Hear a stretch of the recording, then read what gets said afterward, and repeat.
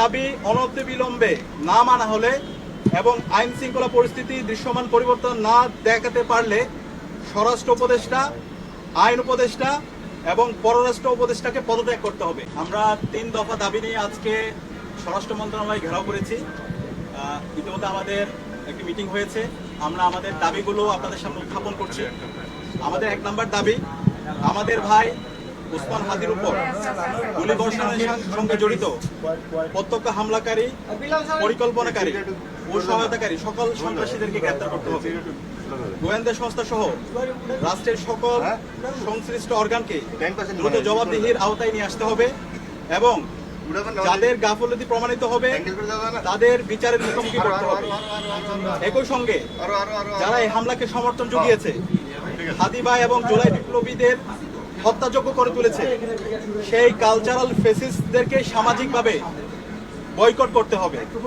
এইসব ব্যবস্থা অনতিবিলম্বে দৃশ্যমান করতে হবে।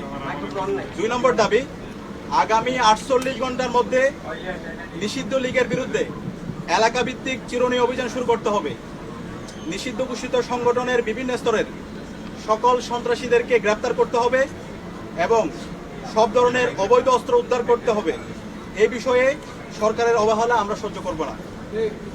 3 নম্বর দাবি, ভারতীয় আধিপত্যবাদের বিরুদ্ধে প্রথম ও অপরিহার্য পদক্ষেপ হিসেবে খুনি হাসিনাকে দেশে ফিরিয়ে এনে তার বিরুদ্ধে মানবতা বিরোধী অপরাধে প্রদত্ত রায় কার্যকর করতে হবে। গণহত্যাকারী সন্ত্রাসীদের আশ্রয় দেওয়ার প্রতিবাদে ভারতের সঙ্গে কূটনৈতিক সম্পর্ক পুনর্বিবেচনা করতে হবে। অভিযুক্তদের ফেরত না দেওয়ার পূর্ব পর্যন্ত কূটনৈতিক সম্পর্ক স্বাভাবিক করা যাবে না। এই দাবি অনতিবিলম্বে না মানা হলে এবং আইন শৃঙ্খলা পরিস্থিতি দৃশ্যমান পরিবর্তন না দেখাতে পারলে স্বরাষ্ট্র উপদেষ্টা, আইন উপদেষ্টা এবং পররাষ্ট্র উপদেষ্টাকে পদত্যাগ করতে হবে।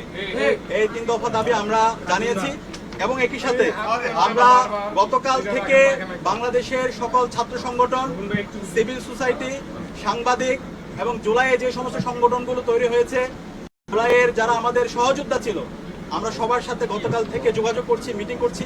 ছাত্রদল, ছাত্র শিবির, ইন্ডিপেন্ডেন্ট অ্যাক্টিভিস্ট এবং বামপন্থী সংগঠন, ইসলামিক সংগঠন এবং সব ধরনের নাগরিক, ছাত্র এবং নাগরিকদের সাথে আমরা যোগাযোগ করেছি। আমরা সারা দেশে সবাইকে ঐক্যবদ্ধ হওয়ার জন্য আমাদের ফেসিবাদের বিরুদ্ধে, আমাদের কমন এনিমি ভারতের যে যারা বাংলাদেশে দাসত্ব কায়েম করতে চায় এবং একই সাথে এই প্রত্যেক ফেসিদের বিরুদ্ধে আমাদের ঐক্যবদ্ধ হওয়ার জন্য আমরা সবার সাথে কথা বলেছি এবং সকল ফেসিবাদ বিরোধী যারা আন্দোলন সংগ্রাম করছে সবাই একমত হয়েছে এবং খুব দ্রুতই সকল ফেসিবাদ বিরোধী আমরা যারা জুলাই একসাথে নেমেছিলাম আমাদের সম্মিলিত কর্মসূচি আপনারা দেখতে পাবেন। এবং একই সাথে আমরা সারা দেশের মুক্তিকামী ছাত্র জনতাকে আহ্বান করছি, আমাদের প্রত্যেকটা পাড়ায় পাড়ায়, প্রত্যেকটা ওয়ার্ডে ওয়ার্ডে আমরা যেন দেশের আমাদের নাগরিকদের নিরাপত্তা নিশ্চিত করার জন্য আইন শৃঙ্খলা রক্ষায় আমরা যেন গণকমিটি গঠন করি। যে গণকমিটির মাধ্যমে যারা ফেসিবাদের দোষর আছে, খুনি হাসিনা এবং তার দোষর, নিষিদ্ধ ছাত্রলীগ, যুবলীগ, সন্ত্রাসীদেরকে আইডেন্টিফাই করে তাদেরকে যেন থানায় দেওয়া হয় এবং তাদের বিরুদ্ধে যেন ব্যবস্থা নেওয়া হয়। এবং সেই জায়গায় স্বরাষ্ট্র মন্ত্রণালয় নিশ্চিত করেছেন আমাদের যে গণকমিটি গঠিত হবে তাদেরকে সার্বিকভাবে আইন শৃঙ্খলা রক্ষাকারী বাহিনী তাদেরকে সহযোগিতা করবে। এবং যেই দিল্লি আজকে খুনি হাসিনা এবং তার দোষরদেরকে, সন্ত্রাসীদেরকে আশ্রয় দিচ্ছে এবং দিল্লি থেকে আমাদের বাংলাদেশকে বিভিন্নভাবে উত্তপ্ত করার চেষ্টা করা হচ্ছে, সেই দিল্লির সাথে আমাদের যে পররাষ্ট্র মন্ত্রণালয় আছে, পররাষ্ট্র মন্ত্রণালয়ের কূটনৈতিকভাবে তাদের বিরুদ্ধে আমাদের যে সম্পর্ক সেটাকে পুনর্বিবেচনা করতে হবে। এবং আজকে আমাদের আরেকটি বিষয় আমরা নিন্দা জানাচ্ছি, প্রধান নির্বাচন কমিশনার সে আজকে একটা মন্তব্য করেছে, যে মন্তব্যে সে বলেছে উসমান হাদির উপর যেই হামলা হয়েছে সেটা একটা বিচ্ছিন্ন ঘটনা। আমরা পুরো ছাত্র জনতার পক্ষ থেকে আমরা এই ধরনের মন্তব্যের তীব্র নিন্দা এবং ঘৃণা জ্ঞাপন করছি। আমরা দ্রুত অনুরোধ করব প্রধান নির্বাচন কমিশনারকে, আপনি দ্রুত আপনার এই বক্তব্য প্রত্যাহার করেন এবং সেটার জন্য জাতির কাছে ক্ষমা চেয়ে আপনার জায়গা থেকে আপনি দায়িত্বশীল আচরণ করেন। তফসিল ঘোষণার পর থেকে আমরা চাই এই দেশের সকল নাগরিকরা একটা সুস্থ পরিবেশে নির্বাচন এবং ভোট দেওয়ার জন্য।